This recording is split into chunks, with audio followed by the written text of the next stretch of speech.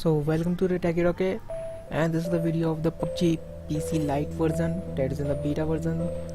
So this is the quick start guide or to install this in your region. So that is not available in the global, that is only available in some like Thailand and some 5 regions also added in it, but you can install by a VPN. So how I install this, I just use a tunnel beer and I connect it to a Singapore.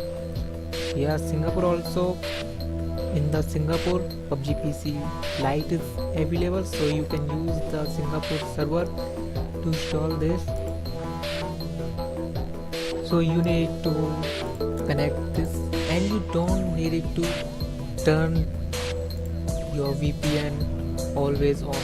Like you can see only 80 MB is remaining. So just turn on the VPN and start the installation, and when the downloading is started, just turn off your VPN, and this one will continuously downloading your files, downloading your game that is of 2.1 gigabyte. So for the setup, just go to this any browser and just Google PUBG PC Lite. The first link is yours like this, and here the download link. You can download, but before downloading you need to log in. Just you need to create your account in it. You can log in, and by registering you this page, and after filling the form you created an account. So just download by this one, by this link. This is about not paid, about 20 above MB. So after downloading and installing this, you got this one. This is basically an installer. So this will only open by connecting to a VPN. So just use any VPN.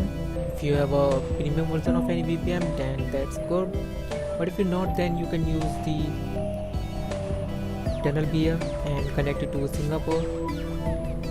So just connect to a VPN, then open this one by this link. As you can see, this is installed. This is basically a launcher.